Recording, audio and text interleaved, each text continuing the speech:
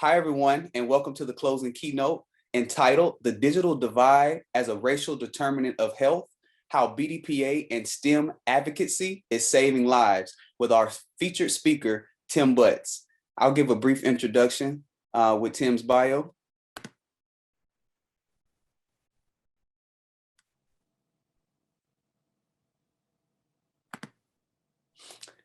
Tim Butts Sr., business innovation advocate, entrepreneur, educator, and IT systems thought leader, principal consultant at TEB and Associates LLC.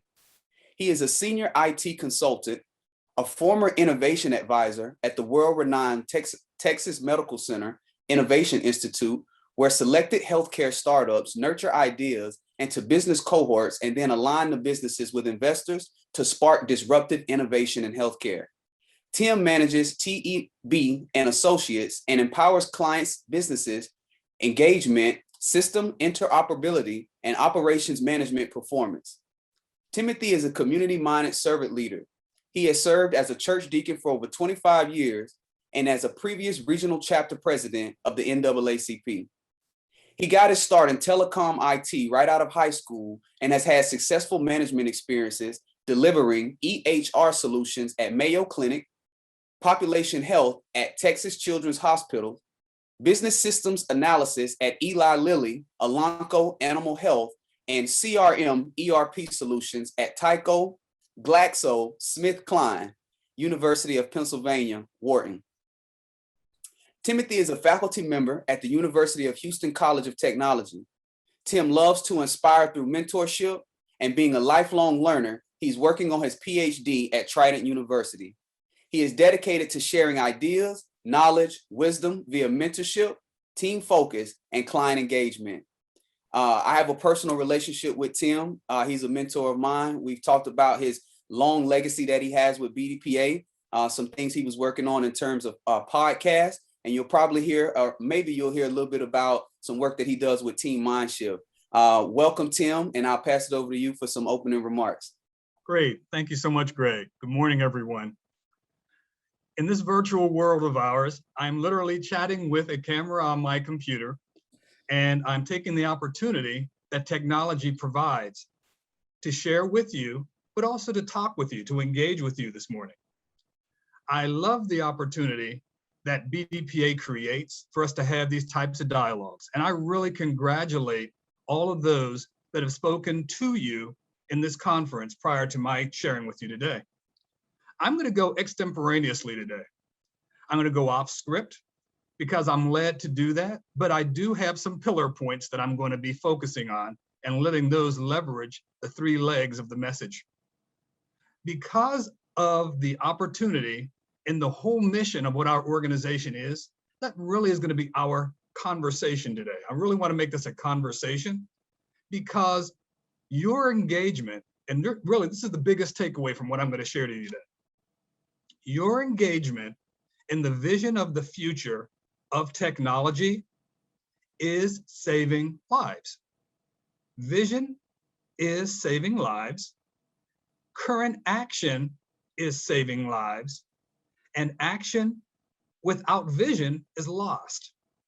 So I'm asking you today to engage with me in a conversation about what BDPA has provided in bridging the gap between the haves and the have-nots, but also in acknowledging that there is, in fact, a digital divide, acknowledging the fact that from the classroom to the boardroom is not just a slogan, it's a way of life that we have empowered many professionals with, continue to do so, and we challenge you today to take that ownness of that mission in whatever you do in your career, in your education life, in your family life, because we are at the pinnacle of change. None of us were here. Well, I don't know who our full audience is, but I'm going to surmise that none of us were here during the last 100-year pandemic. But now we are here in a time when instead of sitting beside nice shady trees, some people who might be on this podcast are now hunkered up in a hotel saying, thank God I'm not under those trees that are outside burning because of the fire that's in what used to be my neighborhood. We also might have people in the audience today who might be saying, what comes next in my career? I was in one industry and I see that my industry is on the decline. I'm hearing things like clean energy, and I'm now very concerned. I'm stressed out. What's coming next? We might have people on today who have been a ready, focused person, a technologist, reading on future technology, saying things like, I heard about things like cyber. What is that and how can I get into it? And they might be on the cusp of something exciting. So all of those things and a ton of others are different mindsets to go into the theme of what our organization's all about. From the classroom to the boardroom, education, but also amplification of STEM, technology, and doing it in the boardroom, taking what we've learned, but applying it and helping that to drive our careers. So in terms of the theme, the message of what this whole speech, this whole keynote is about, in terms of the determinants of health and how is BDPA saving lives, take a step back from what I've just shared with you already, because I have a lot more to share. But think about this. If technology is such a broad enabler, and you've heard a number of great speakers talk about where they came from and how they are offering new ideas to you, and you may even be contemplating, what can I do next in either my career or in my education, in my family life, or even in my play? Technology is likely at the center of that, because we are now at a point of society that we are looking at a need for change. We are in the midst of rapid change. And as someone once told me, one of my mentors once shared with me, there is nothing more constant than change. So taking that and heeding that, I'm asking you to take that as an opportunity. Take the opportunity to delve in, get your hands dirty, but acknowledge that technology is the enabler, and this organization has been doing it for close to 50 years. We've been enabling people with technology. We've been teaching from the classroom through the boardroom, and alumni of the various tracks of education that we provide, offer, and partner with have collaborated to enable us to be thought leaders. So now those thought leaders, as well as those that are in the tracks, learning how to become thought leaders, are really bolstering what BDPA is. We are now in a position where, by looking at our mission and looking at your career, you have actually put us and yourself in a position to take advantage of opportunity. A mentor once said to me, different mentor, once said to me, success is the intersection of preparedness and opportunity. When they come together and you're prepared for the opportunity, you're going to have success, because when it comes, you'll see it. When it's brought to you, they'll see you. And likewise, that happy marriage will flourish because you're prepared. The opportunity needs someone to steer the ship, and you're ready to go. You're going to hit the ground running. That's what BDPA is all about. So when we talk about saving lives, we're talking more than hope in the midst of despair. We're talking about what can technology as an enabler do for a person who might be book smart, but needs to become hands-on capable. We're talking about someone who might be in the classroom who has the mentality of, I got that grade from my teacher, instead of the mentality, I earned that grade and I know how to do this. As a professor at the University of Houston, I often would hear that distinction in the students that I interacted with. And frankly, at the end of every semester, I would always offer up, before we take this final, I'm asking you, do you know what we've learned this semester? Because if you do, as soon as the semester is over, I'm looking for interns. I want you to come on to projects that my company is doing, and I want you to demonstrate what you've learned in class in real time, in real time. I want you to come on in and do it because I already have confidence that you know how to do it, because that's the reason why I teach it the way I do. And by doing that, it helps people to really hit the ground running in the things that they're doing. So I'm going to pause right there and ask you, when you're doing work, whether it's school or in professional life, and go into the chat, how do you depict what you actually know? Do you do it in terms of what you hope you know? Do you do it in terms of what you're already practicing and applying? Or you do it in terms of the certificate that I plan to get in the future? I'm going to pause and I want you to respond back in the chat. How do you depict what you've learned, what you're applying? As you're doing that, be mindful of what it is that sets the parameter, the goal of when you went to that class or that learning experience in the first place. Did you go in with a set expectation that I was going to take this class, engage in this activity because I hope to move things better, that I hope to accomplish a certificate for work, that I hope to earn a CEU because it's required in my job? Different ways of measurement of achievement in our learning stream really dictate what others will think of what we've just done.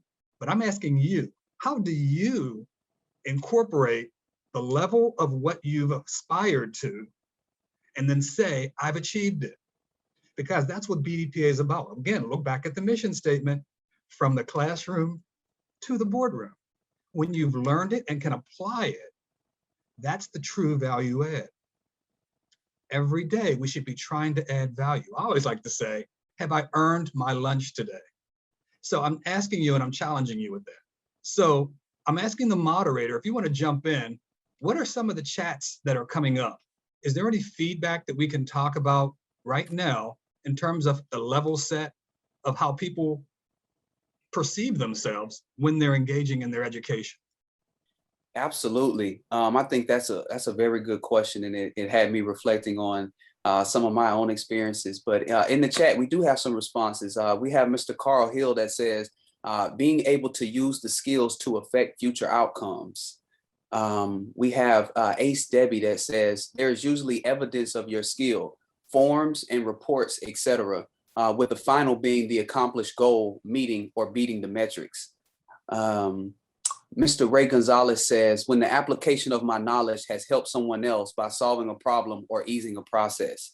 All of these things kind of make me relate of setting high level goals and then creating a vision board of how you see yourself getting to those goals. I see Mr. Johnson says, I depict what I know by showing the components that I've mastered in the process of learning something new. Fatima says, I usually engage in a project to practice the skills, and then I set a goal and try to find the best situation to apply what I've learned. I think those are all excellent responses. I agree. One more response says, Okay. The ability to share newly learned expertise and insights. The ability to learn. Okay, excellent, excellent. And a lot of the responses actually tie in to some of the three legs of the stool that we're talking about today. So this is beautiful. I'm going to digress from that, and I want you to hear a quick chronology as a further introduction of who I am to you, a quick chronology of how I know that preparedness and opportunity equals success. I was fortunate and blessed to have completed my master's degree at the University of Pittsburgh in 1995. You might recognize the year 1995 as a critical year that was brought up in several other keynotes and messages during this conference. Why? That was the year that the phrase digital divide became very prominent. Turns out that was the thesis that I covered for graduation from University of Pittsburgh. So I was there for information technology. I'm gonna take these off, they're annoying me. I was there for information technology, and I chose to write a mini book on the digital divide, what it is, but also opportunities to bridge it in the future. The things that I learned in diving in made me very aware that there were racial gaps, socioeconomic gaps, education gaps, but also gaps in self-perception. And that plus where people live, what the infrastructure was already in place and what was planned to be, all played pivotal pieces. In that same year, there was also a study called Census 2020. Keep in mind, this was the year 1995, and something came out called Census 2020. And it talked about, hey, everyone, in the future, in the year 2020, there's gonna be far more minorities of people of color in the workforce. There will be a decreasing number of whites and an increased number of people of color. And by it balancing out, it's gonna create great opportunity for everyone. And we're all gonna be doing wonderful, innovative things in the future. And by the year 2020, oh, the harmony we're all gonna have. And there literally was a study for this. So I look back to the answers you guys just gave and the feedback and how we learn and how we interpret things. And then I think back to what I wrote in my thesis and what I published about the digital divide. And a lot of the optimism of bridging the gap of the digital divide, unfortunately, still exists.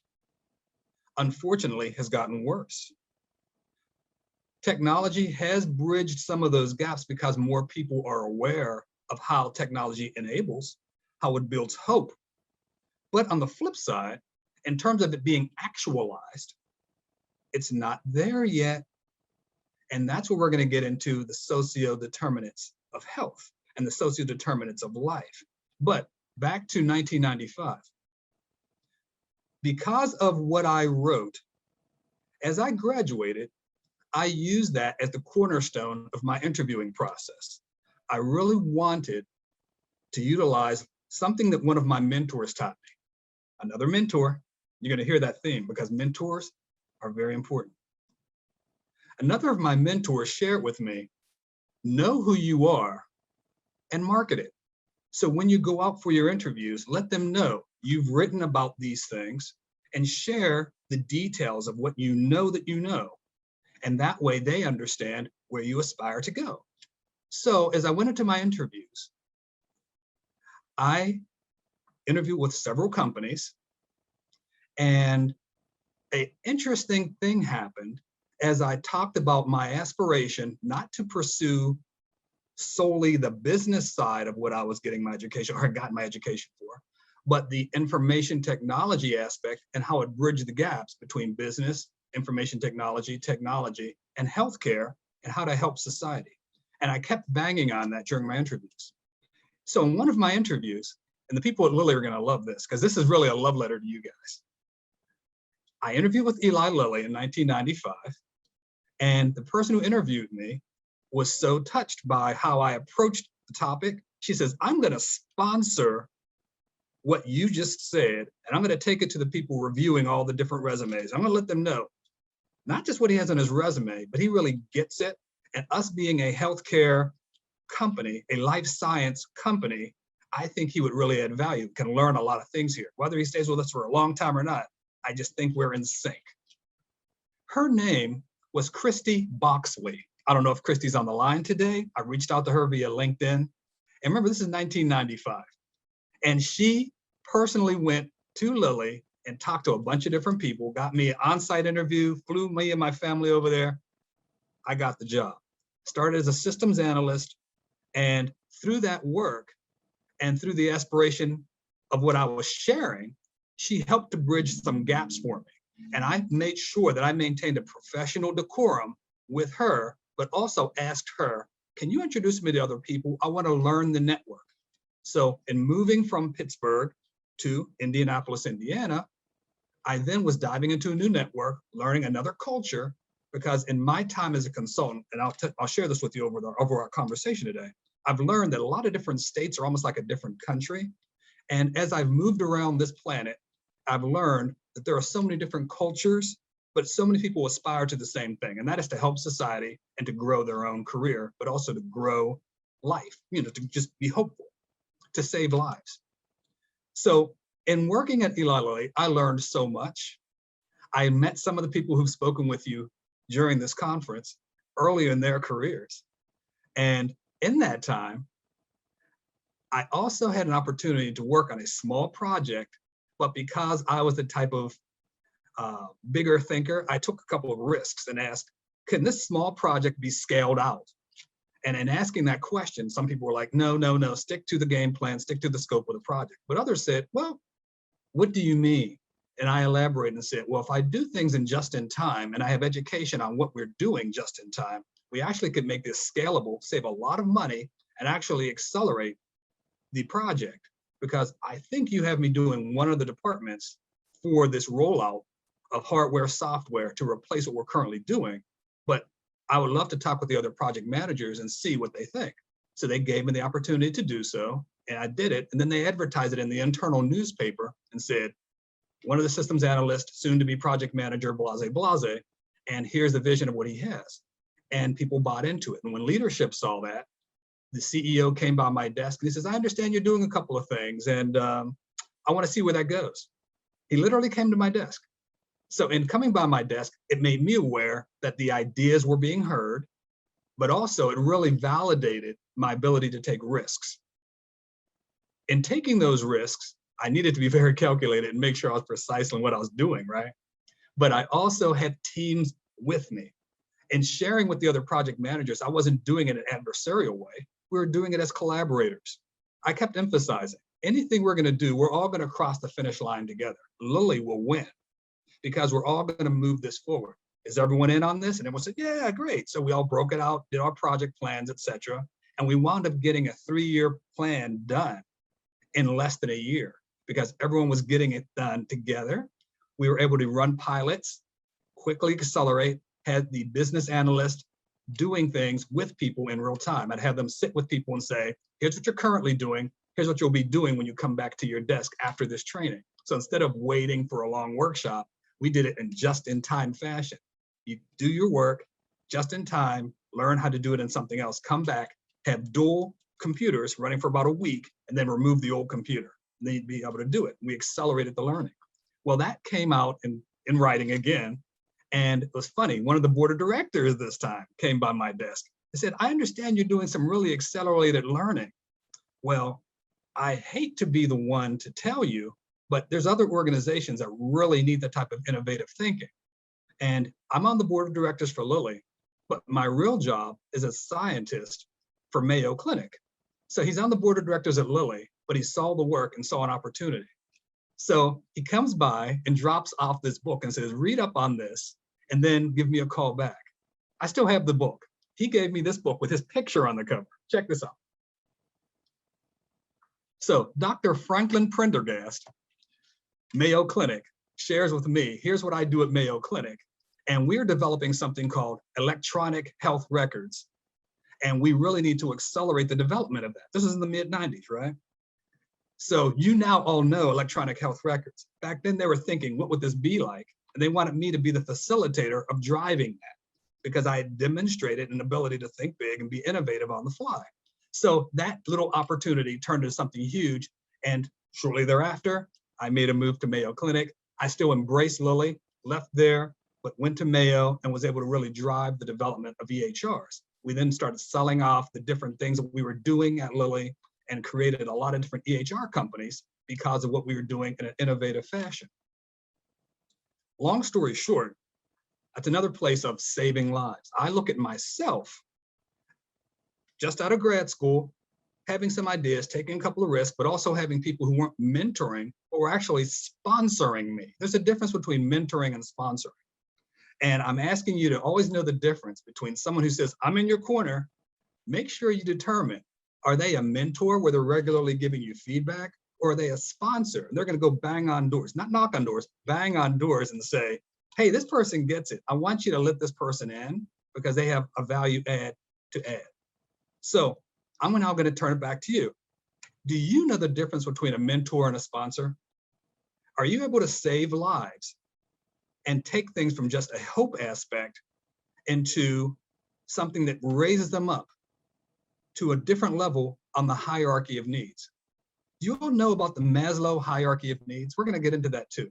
But in looking at that, I'm asking you again for some interaction. I'd like for you to go into the chat and give some feedback. The difference between who in your life currently is a mentor, who in your life is just a buddy who listens to your ideas, but who's a sponsor? I love your feedback. All right, folks, I've dropped a question in the chat for you all. The question is, do you know the difference between a mentor and a sponsor? And just to highlight a few of the things that you mentioned as you came into the analyst role and you were able to kind of shake things up a bit, you took a risk and you say that it was highlighted in writing. And that validated the fact that you were able to take a few risks and you took this just-in-time approach. And it reminds me of the agile world that we work in and how that accelerated learning brought a top manager to your office and he told you that, oh, I'm actually on the board, but you know, I work over here at Mayo Clinic, and then you ended up at Mayo Clinic. The visibility that those folks were able to give you, highlighting some of the skills that you brought to the team there, and it actually allowed you to level up into another position. True sponsorship there. So I just want to highlight that for our audience. I don't see any responses in the chat yet to that question. Do you know the difference between a mentor and a sponsor? If anyone would like to come off mute and speak, or even come on camera and interact with our speaker, I would encourage that. Miss Tracy Sherba says, sponsor has the exposure of others that you don't have. They sit at the table and can represent you when you are not there and can make things happen for you. This reminds me of a talk yesterday by our very own Gina Christopher, where she played some videos from some powerful women where they talked about if you have a seat at the table, you have a voice, and how expressing that voice creates relationship capital, and advocating on the behalf of others actually improves your personal value. And the key word was value. Yes. Well, she just put, one of the panelists shared, a mentor talks to you to coach you, and a sponsor talks about you to advocate for you. Yes. I'm sorry, go ahead. You first. No, please. I was just going to say, if there's any other responses, still feel free to come off mute and share. Okay, I'll elaborate on sponsorship as well.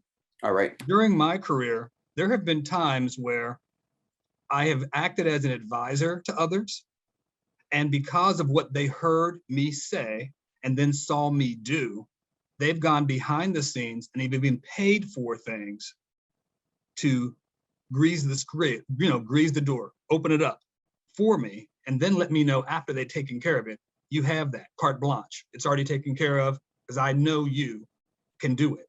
And poof, they pushed me through the door. I didn't knock, they pushed me through the door. So that's also sponsorship. Aggressive sponsorship, but sponsorship nonetheless. Ace Debbie in the chat says, sponsorship is far less familiar to those on the rise, and finding and getting those is more of a rare art. I feel the area of mentorship is well known and people get and use them frequently. Mr. Ray Gonzalez says, sometimes we don't know who our sponsors are. We make an impact and start some buzz that we're not aware of. Casting a wide net of contacts allows us to hear about people going to bat for us and leverage that support.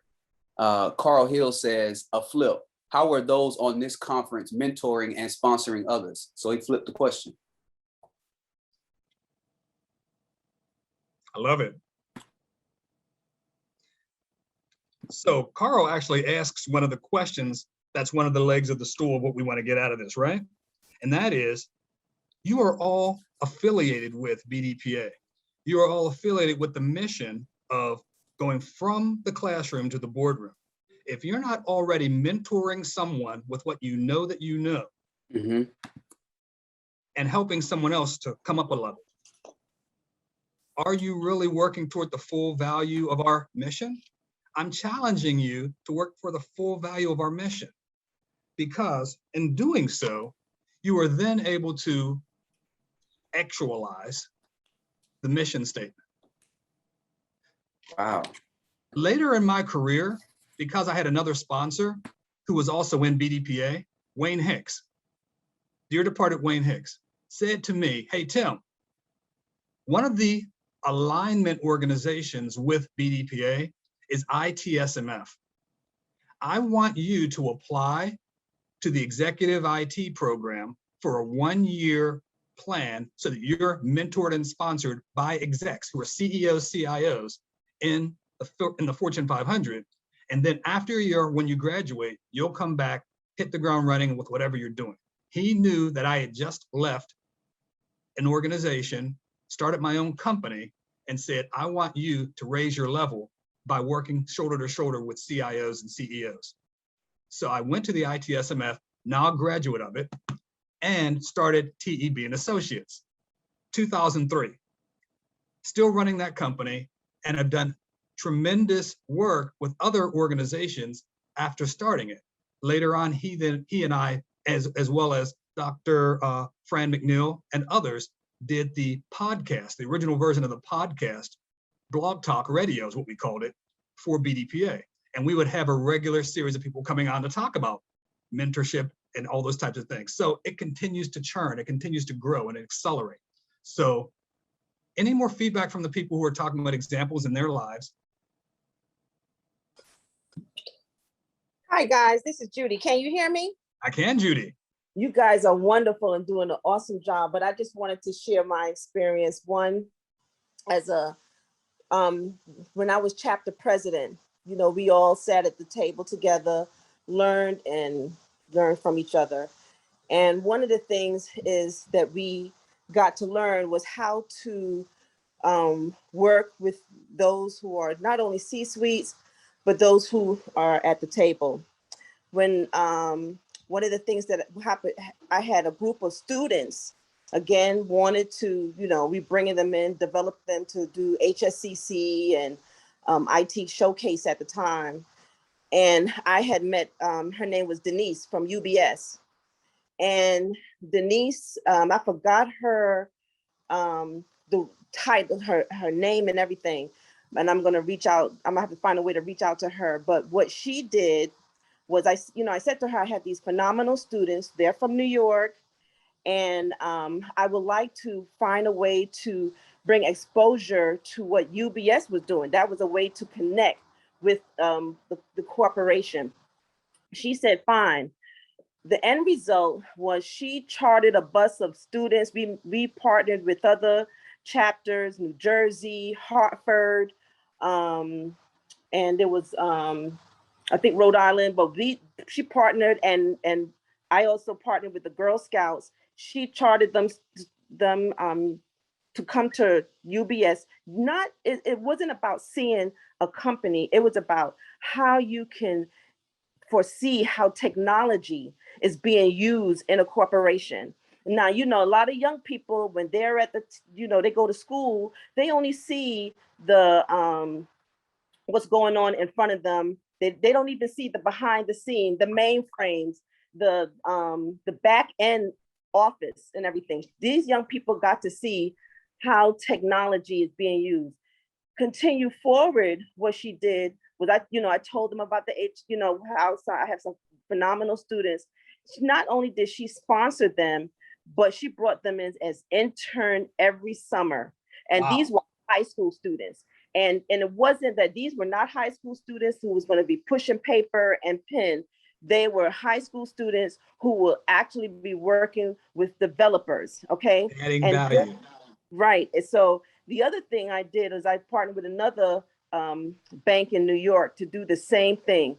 And I got them to think that to bring in these high school students, some of them now went on to got to PhD. The other one is working at Google. My thing is that we as chapter, as a chapter lead at the time, we're bringing value. But here it is. I networked with her, and she just, took took the vision that I had and brought these high school students on. And, you know, that is, again, is another, you know, value of bringing BDPA. College students now, I'm in Memphis. Hey to the Memphis team and everything like that. And, you know, working with them. And, you know, what I did is, and again, I reached out to the president at the time. I said, look, I just moved here. She, you know, we talked about Kareem. I talked about the other college students that were there. She took a summer, won a BDPA conference. And I said, look, we could just have them do some work. But these college students got the opportunity to see what a technical conference is like. They got to network. And the most important thing, when they graduated college, I mean, they moved beyond the speed of light. And, you know, they're doing AI, artificial intelligence and everything like that. They're doing phenomenal work. Yeah. So my thing is that sometimes you don't know who you're speaking to, but that person is starting with the needs. And again, I had a passionate team of people, you know, work with me on my local board from the New York chapter. And when I was chapter president, all the leaders that I learned from. But the most important thing is that you take like you said, you take those tools and you know, use it, and was able to give food for others who are now being able to feed others. So that was just my little comment. Hey, that was a phenomenal comment. I applaud you. I applaud your past efforts, and I know your heart. I know your spirit. I applaud you for the whole career you've had with BDPA, girl. Thank you.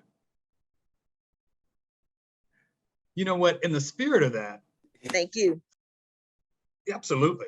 In the spirit of what you just shared, in the spirit of what we're talking about so far today, I'd be remiss if I didn't jump back and clearly identify social determinants in society and how you can better identify with them. I mentioned previously, do you all know what the Maslow hierarchy of needs is? And frankly, right now in comments, in chat, just reply back yes or no. Have you ever heard that before? The Maslow hierarchy of needs. We have some folks saying yes. Do you see any no's? I see everyone saying they've heard of it, or just saying yes in general. Okay. I do not. I see one no, Miss Dana. Okay. And one no is enough. And Dr. Wolf says he's living it. Okay. All right. So because as a professor, I like to do these types of things, but I want to jump to, if anyone has pencil and paper, I'd like for you to draw a triangle with 4 parallel lines through it. That way there are 5 definitive segments in that triangle, like this. And I would like for you to follow along with the hierarchy of needs, because it will be the guide for the remainder of this conversation. So, not in the hierarchy of needs, but first I'll start with the determinants of health. Factors of determinants of health are conditions in which people are born, grow, live, work, your age, what recognition you've had, what impacts on your health equity, your overall well-being. Factors in your life, things like food security, socioeconomic status, what's your income, your educational attainments, your subjective perception of social status even. Mm-hmm. What's your access to healthcare? Do you have reliable transportation? Do you have safe housing? Neighborhood characteristics. What are the neighborhood characteristics? How would you define your neighborhood? What's the composition of your own network? Who are the people you hang out with?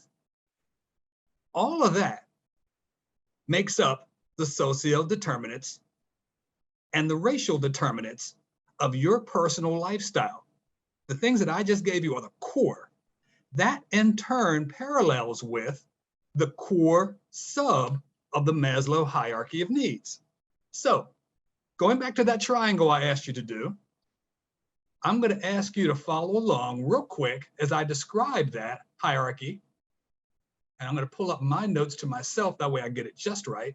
Everything I'm sharing with you today, I'm going to go with fact, That's something I learned while working at Mayo.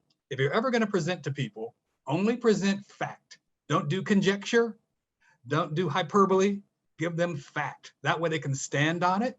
And that way I am held accountable as a researcher to tell you what my sources were when I got my facts. So that is the spirit of this. I'm going to go into the Maslow hierarchy of needs, and I will share that with you real quick.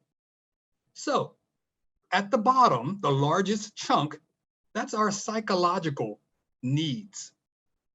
This is the hierarchy of needs. At the base, psychological. What is that? Do I have food?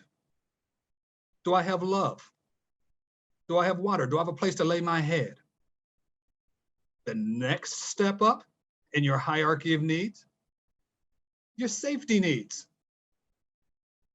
Do I have security? Do I have employment? How is my health? Do I have property? The next level up is love and belonging. Do I know that I'm loved? Do I have friendships? Plural. The next level up is esteem. How's my impact? How's my rapport with others? Do I have freedom to do what I want to do without threat? And the top of the hierarchy of needs, self-actualization. Do I got my stuff together? Can I stand on a mountain and say to everybody, here I am this, and this is who I am. I am branding myself. I am the LinkedIn king. So now that you have a diagram of the Maslow hierarchy of needs, let's go back to social determinants. Let's go back to racial determinants. Let's go back to what people were struggling with and continue to struggle with in the midst of a pandemic.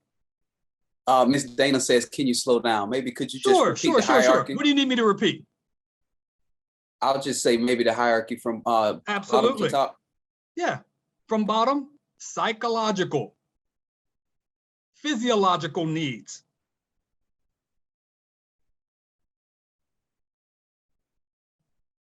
I'll wait 10 seconds and I'll give the next one.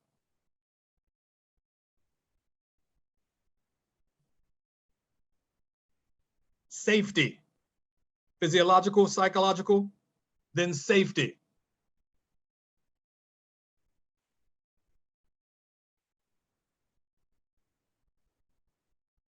Above safety, love and belonging.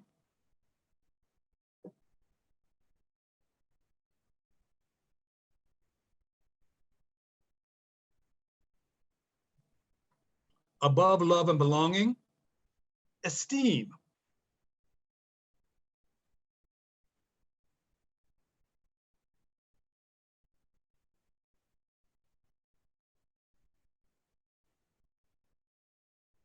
At the pinnacle, at the top of the triangle, self-actualization.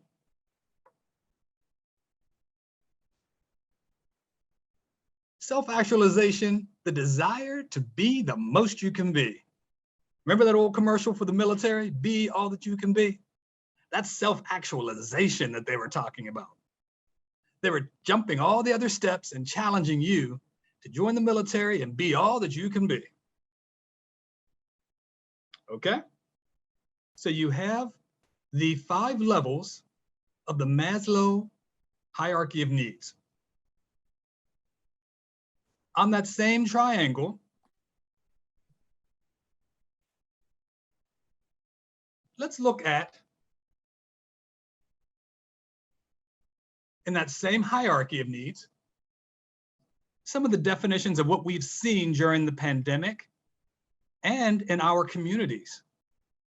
Whatever color skin you are, whatever socioeconomic level you are, I'm going to just give you some examples that exemplify what you might see in others as well as in your own household to better identify where on the hierarchy of needs you're spending your energy and where you might be on the overall hierarchy. At the base level, food security.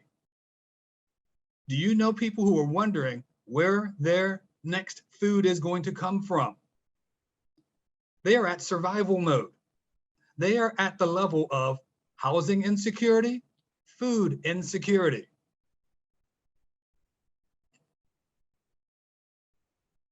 Level up one step. Employment, financial insecurity, transportation insecurity, lack of insurance, housing risks.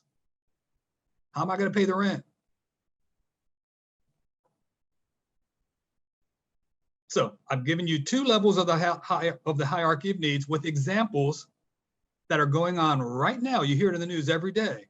But look where we are in the entire socioeconomic level of human need. We are still down at the two bottom levels, core elements of how a person gets up in the morning and breathes. And if they even want to get up, do they even want to get out of bed, right? Next step up, we're now at the third level up. Loneliness. Can you imagine all the people that have been sheltered in place and feeling very lonely, feeling very isolated, very quarantined? There's no way that someone who's caught up in the element of that is feeling self-actualized.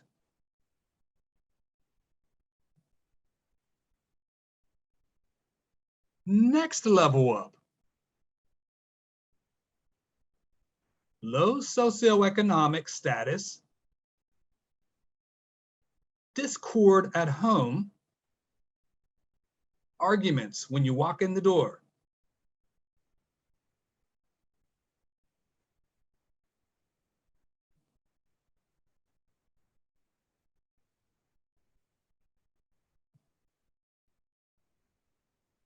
And at the pinnacle, at the top, the needs for a person who's in the self-actualization mindset, their desire to be healthy, their desire to be eating right, choosing to eat low-fat chicken as opposed to any food they can get through the door, on the table, feed their family. Entirely different way of looking at food. I'm going to have that green smoothie. I don't want to just have something to drink. I'm going to select what I want to consume.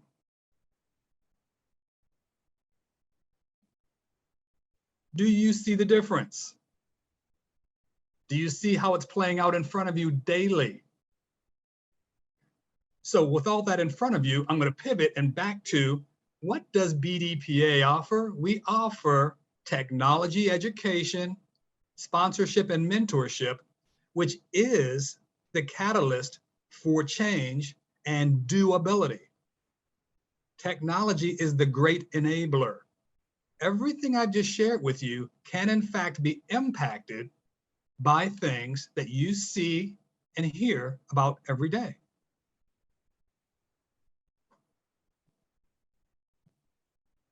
I have another activity for you. Tim, I want to take a second to acknowledge some of the comments here. Okay, good. Bring it on. Shout out to Miss N. Lynette. It looks like she's changed her background to the hierarchy for folks who are interested in looking there. There was a comment from Miss Denise Holland, and it was an answer to Carl's question. And it says, I've been a local chapter president 3 times and a national BDPA president, and I've given back to mentor 2 management associate subgroups of ITSMF over a year-long program and continue to support BDPA locally and nationally. That was her example of how she's mentoring and sponsoring. Ace Debbie said, most of the people I've mentored or sponsored were in the technical field. I mentored them in the organizational and people side of the value proposition. I still do that with people in the field today as a HSCC coordinator. My sponsorees, if that's a word, have gotten to CTO, CIO, and several management levels. Love it. And that's some of the comments. I just want to give a quick break and acknowledge some of those. Man, that's on point. That is on point. I love that.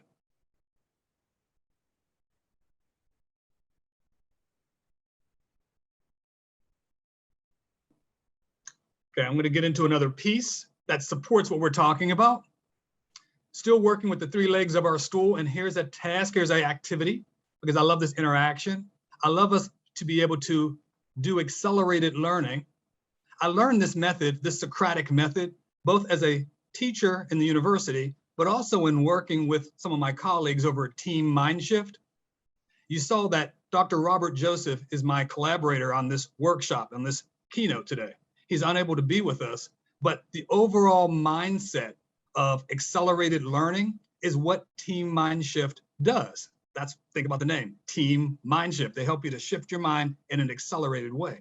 Well, in that, and we've given this workshop before in this conference, but those of you who participated in the past, you remember I was in the room, he was remote, and we interacted with you. But in doing that, we ask you for opportunities to think about what you know and how you learned what you know and how do you apply it. So to that, I'm going to ask the audience another question. I want you to list out solutions that you think could bring catalytic change to your community.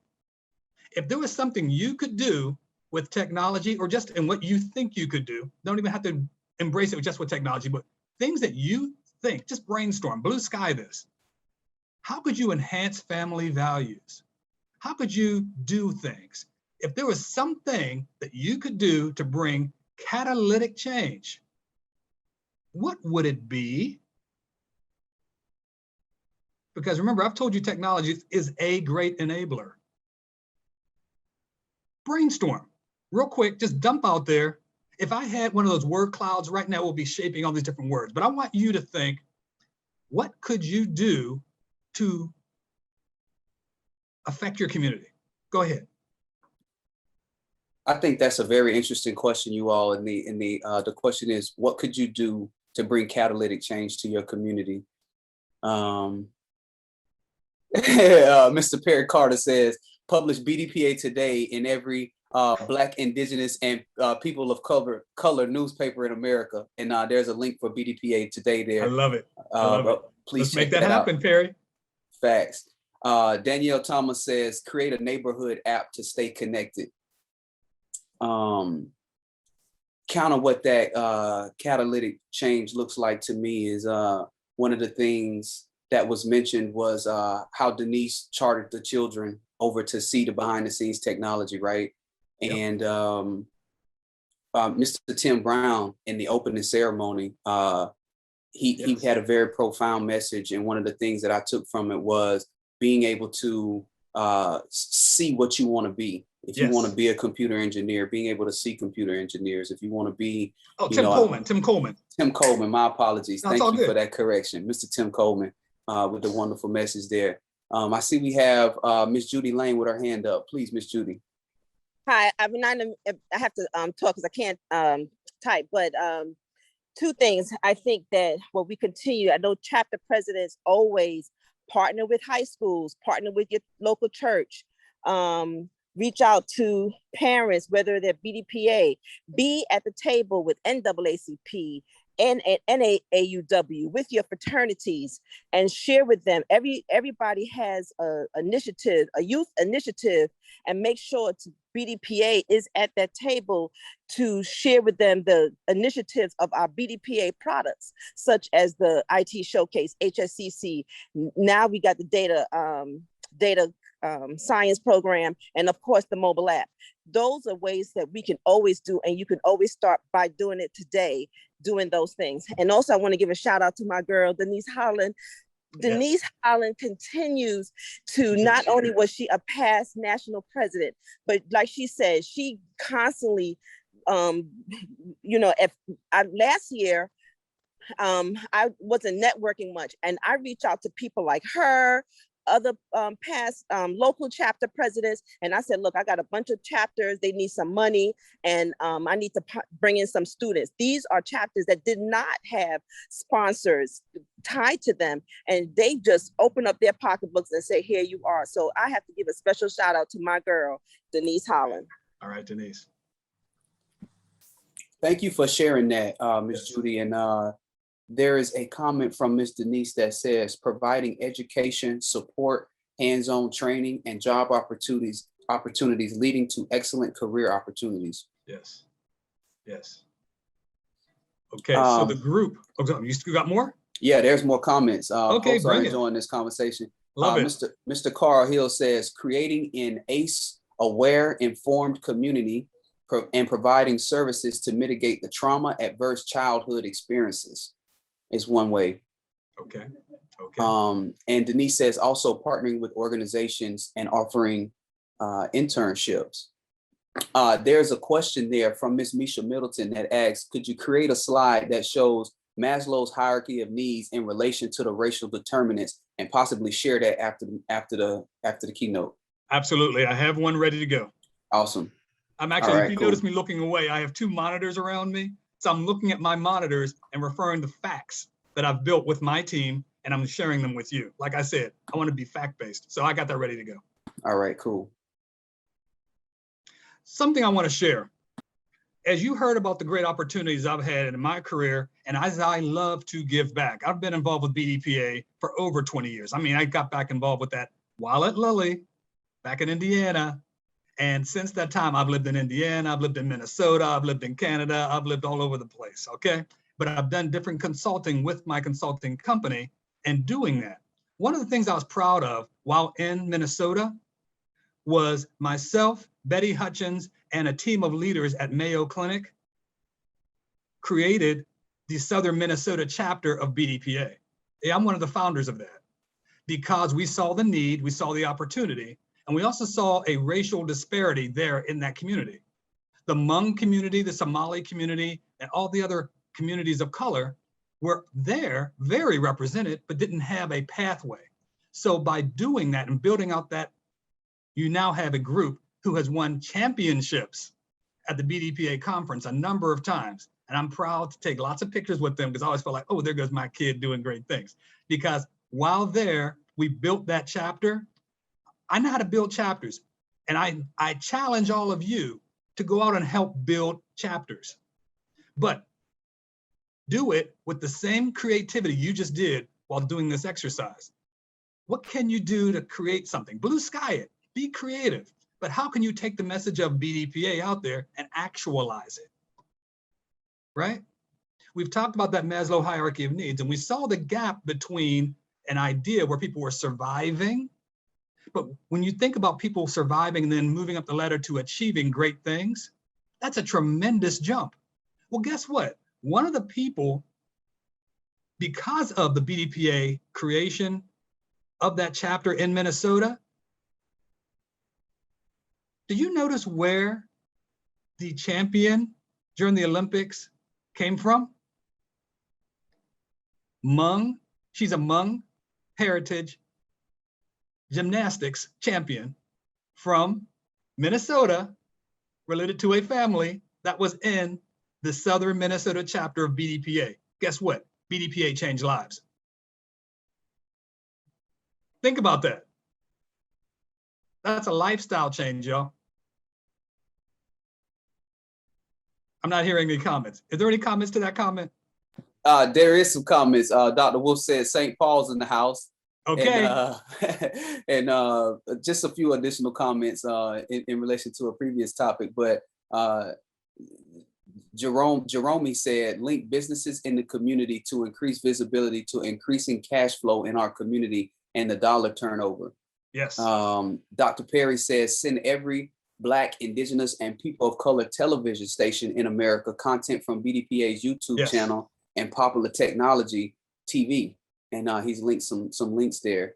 He also says, apply for and win some grants at grants.gov. And H. Debbie says, hey, Wisconsin had a few Olympians too. And I'm going to get to Wisconsin because I've done some work with folks in Wisconsin. In fact, two people have done some great work with me, Rosemary and Lynette McNeely.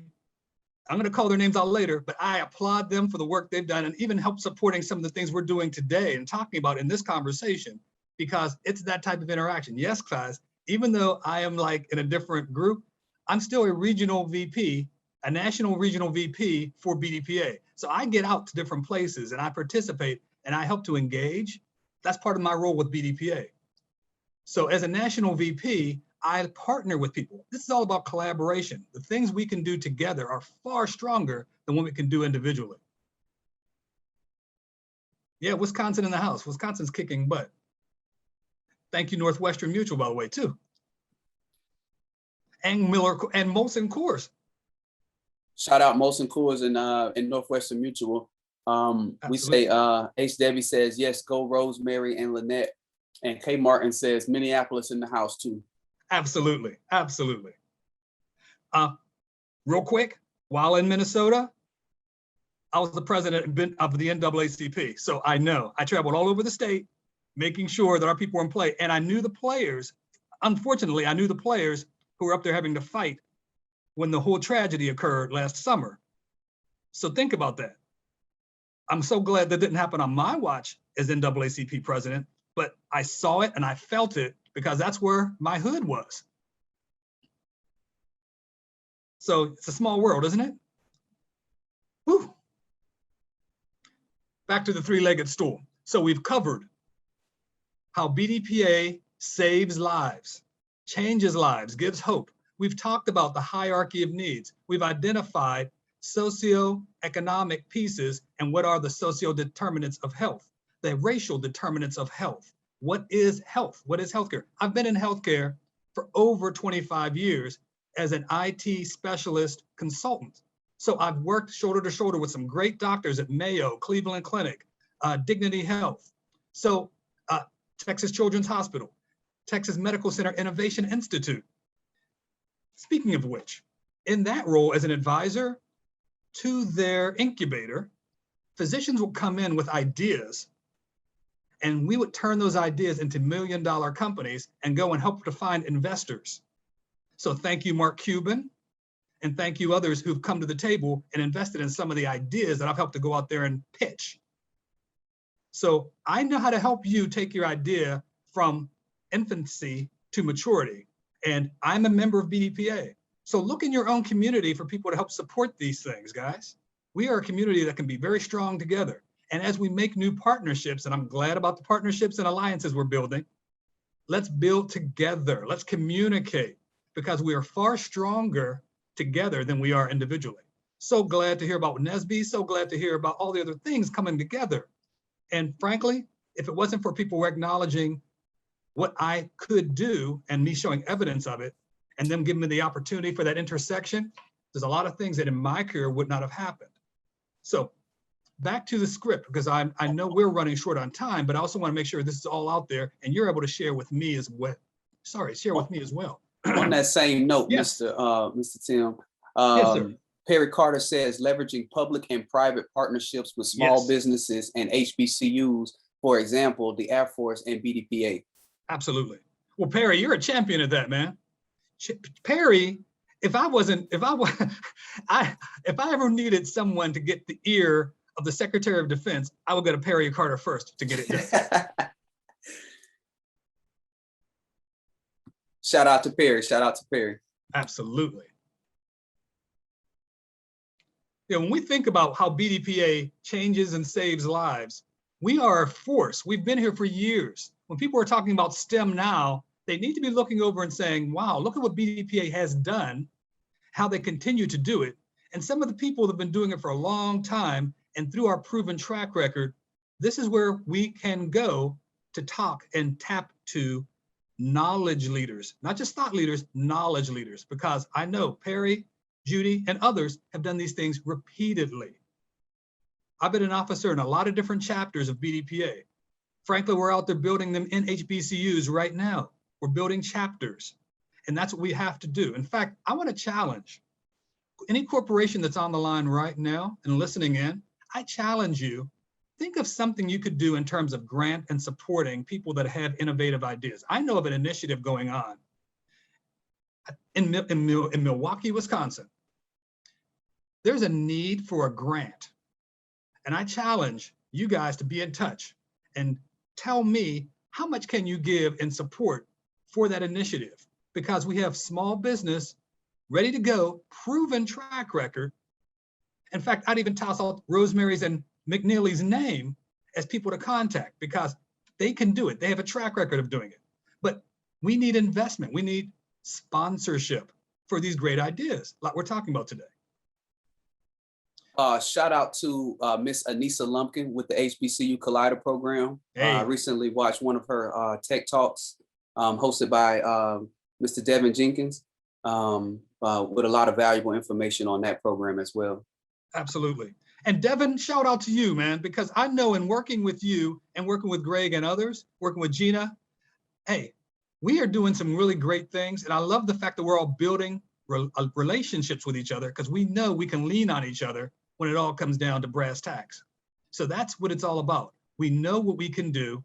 And I don't have to ask a question. Someone can just mention your name to me, mention Greg's name to me, mention Gina's name to me. And I'm going to say, solid. I got them because I've seen them do it.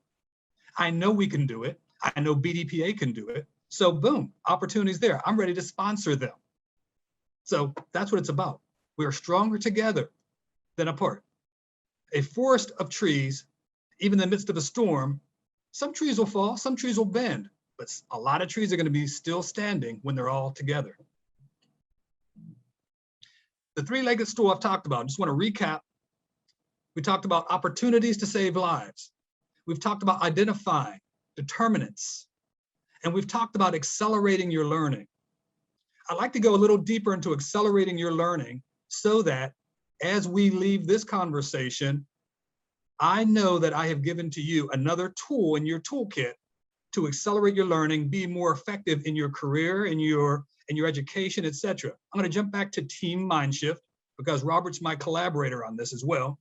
And Team Mindshift has a full three-legged approach where they will build out custom coaching in partnership with you. And in doing so, we can map out, here's what your needs are, here's how you can accelerate it. And those of you who sat in the workshop, you'll remember this phrase, learning how to learn how to learn. Remember, we talked about that before. In the workshop, we talk about learning how to learn how to learn. And what that's all about is when you first experience something, you typically refer to something in a frame of reference that you think you've already accomplished. So you attach this new opportunity to something you already know. And that's the first part of learning. And then as you apply that, then you're learning the new stuff. So as you learn, you're relating it back to what you already know. But sometimes we might speak negative things into existence. Have you ever faced a time when someone said, so do you know how to do SQL? You say, nope, don't know how to do it. But yet you've tried to do it before. You've watched TED Talks on it. You've even gone to YouTube. Guess what? You don't know, but you are learning how to do it. So please, I implore you, in the words of Dr.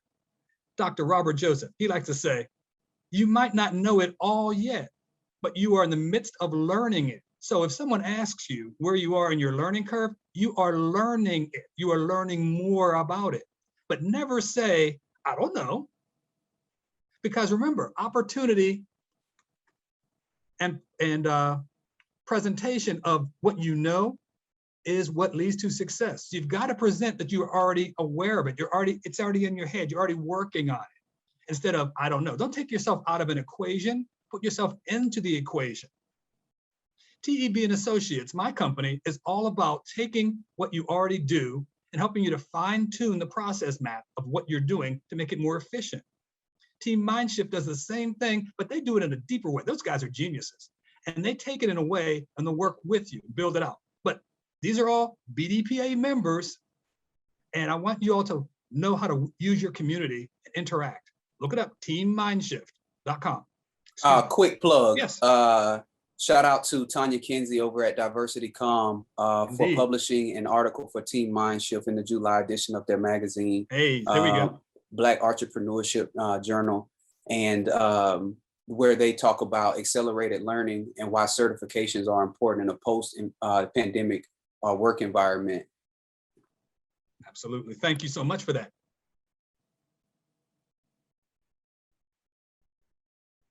How are we on time? It is 11:18. I did want to do a quick shout out just because I know there were a lot of folks on this call that were responsible for making these conference experiences valuable. Yep. And shout out to the entire conference committee. I just want to shout out to Eric. I know Eric's been doing a great job behind the scenes, and he's been one of my personal support systems. Shout out to Gina, wonderful leader. Shout out to Terry Moore. Shout out to Dr. Wolf, Goldie, Misha, Deja Lindsay. If I miss any names, I apologize, but there's a lot of good folks that have been on those calls. I know Dana participated in some of those calls. Shout out to Miss Karen. Yes. Karen Lipscomb. So I just want to put a few names out there of the folks who were behind the scenes making this all happen. Now, I appreciate that. You actually beat me to the punch. I have a whole list. You covered a bunch of the ones on my list. So I'll dive into the list that I have as well.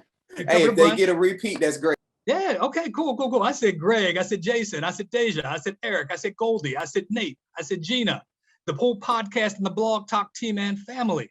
I also said to the late Wayne Hicks, in memoriam, you are gone but not forgotten, my brother. Right. I said to Dr. Robert Joseph and Craig Preston, I said to the people on my team, I'll call them out by name, Dr. Melanie Burnett, Mr. Timothy Butts Jr., Mr. Christian Butts, Mr. Martin Murphy, Rosie Grizzard, attorney Lynette McNeely, Rosemary Smith, Miss Janet Hill, Dr. Fran McNeil, Dr. Maurice Adams, Ms. Barunda Price, Dr. Derek Norris, Reverend Todd Strayhorn, Mr. Tyree Gwynn, Dr. Anita Baslow, Dr. Andrea Michelle Watkins. That's the TEB and Associates team. And then I'm going to jump a little further down on my list because I want to knock these out. People that have sponsored some of the quotes that we've used today, as well as people who have sponsored some of the other initiatives. I hope you won't be too surprised by some of the things I'll share. Iris Fry and the HIMSS organization, Tehran University of Medical Science, Dr. Ashaya Darish, Dr. Mohit Kara, Jalen Brunson of the Dallas Mavericks, Janessa and Johnny Jackson of USA Track and Field, Carolyn Tribideau of STEM 360. We partnered with them under Wayne Hicks's guidance, and we got a bunch of field trips going for a couple of years too, and we're still working on that for doing more. Sue Whitty and Ted Weiskell of Rotary Clubs International Community Metrics. Also, people who've sponsored with dollars. You're gonna love these. Marissa Tomei, Denzel Washington, Tommy Lafitte, Mr. Bruce Willis, and Mr. Robert Downey Jr., and Mr. Keith Brazzi. And I mentioned at the top, Ms. Christy Boxley from Eli Lilly, who got me started right out of grad school and enabled me the starting point to having a conversation with you about things that can make our society and the BDPA family better, more efficient, and more empowered. So I want to give those shout outs. Those people are aware of us, they are funding us, they're supporting us, and I want you to be aware when you step out to talk about what we're doing, there's other people behind you. We have a ripple effect, people. That's awesome. Thank you for that, Tim. And I just can't believe that I missed Jason's name. Jason has done a phenomenal job with the website leading up to the conference. I want to shout out to Janelle and Naeem on the marketing team with their graphics, as well as Byron over at Blue Create. And I also want to just give a quick shout out to all of our sponsors, DiversityCom, Eli and Lilly, Northwestern Mutual, Johnson & Johnson, Molson Coors, Worldwide Technology, the U.S. Air Force, American Express, Google, Lincoln Financial Group, Oracle, Wells Fargo, Agile Defense, Deloitte, Insight, Next Era Energy, Strategic Staffing Solutions, and Volkswagen. Just thank you all for your support. Thank you, Earl Pace, for starting this organization, man. Shout out to the founder, Earl Pace. I'm good. I think I've gotten everything out there. I would be remiss if I started another topic and wouldn't be able to finish it. So I want to stop there. But you, my friend, have been a great collaborator, Greg. And this group has been so interactive and so empowering because they believe in the mission and they have shown so much evidence of how they too are saving lives through BDPA, what they're teaching others, and what their vision leads us to do in the future. The future is bright. And in the midst of crisis, technology is a great enabler. You can make $1 million in the next year if you collaborate and get your ideas organized and go after it. Let's do it together. You're most welcome, Tim. And if there's any comments or questions, the chat's going wild right now. Everybody's saying great presentation. They're saying thank you and love to Mr. Earl Pace for the founder. Folks are saying BDPA 2025, DC or Philly. That was Miss Cynthia Lemon. Mr. Carl Hill says, very well done. Thank you, Mr. Butts. Corey Peel, great session. Lynette, she says, yes, it's all about the mission, but we really must fly as a flock and not as individual birds. Thank you to the founder. That's from Chandria. Gina Christopher, Mr. Timothy Butts, thank you. So very well done. Jam-packed with great information. Fatima says, this is awesome. Jerome, excellent. We need to collaborate. I need those millions. All right. At your service. Yeah, right. So the power and adrenaline is flowing to Fatima. Dynamic duo from Chandria. Well done from Mr. Perry Carter. Well done, Tim. So I think this has been a great session. I know we have some of our leaders on the call. I know we have Mr. Morris on the call. If anybody wants to come off camera and give some closing remarks, please feel free. Otherwise, I'll turn it over to Tim for his closing remarks, and then we'll end the session.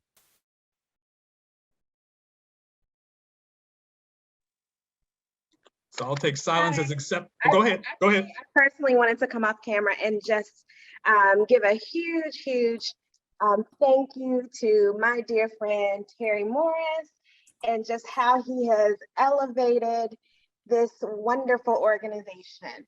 I'm so proud of you. It's been an awesome job to serve under you, with you, beside you, all of that. And wow, it's been 4 years. So excellent job, Terry. And your legacy, it will continue to live on in our next leadership. Wow. And just, you're just an amazing person, and I don't want to get emotional, but great job. Love you dearly. Hi, this is G. I have to echo on that. Excellent vision. The last couple of years has been phenomenal. Each year, the seed was planted, but the tree is growing wonderfully. And the water that is planted by everyone under the leadership is dynamic. So I agree. Well, I'll say briefly, this is definitely a labor of love, and we have made a lot of great progress together. So I'll look forward to tonight, and we'll get this evening, I should say, we'll get to close this year's experience together. But this was a wonderful way to wrap up our experience, Tim. So thank you for that, and look forward to later today. Y'all trying to make me a little emotional early, so I'm gonna try to put a pin in it for now. All right, so I just wanted to say thank you to everybody. This has been an excellent closing keynote. Thank you, Mr. Timothy Butts, for sharing your knowledge and wisdom with us. Shout out to everyone on the call for your attendance. We'll look forward to the award ceremony later at 2 p.m. today. And in the meantime, everybody have a great day, and thank you for joining us. Mr. Tim, I'll let you close it out. All right. Hey, thank you all so much. My motto is give of your 3 T's, your time, your talent, and your treasure. Invest in the things that you believe in, because you become what you entertain. So why not entertain greatness? Why not create an example for other people to follow that's going to make everybody better? Invest your 3 T's. That's my challenge to you. I've asked for the investment. I try to demonstrate it every day. I look at my kids, I look at my friends. I control who's in my circle because of the investment of our 3 T's. Be an inspiration, speak life into others, bring value to everything you do. Because if you're not bringing value, what are you bringing to the table? That's how I want to close it out. BDPA is all about that. Thank you all so much. Excellent. See you all later. Excellent job. Great job. Thank you. Thank you. Thank you. You knocked it out the park. Thank you, Mr. Butts. Thank Very you. well. Thank you so much.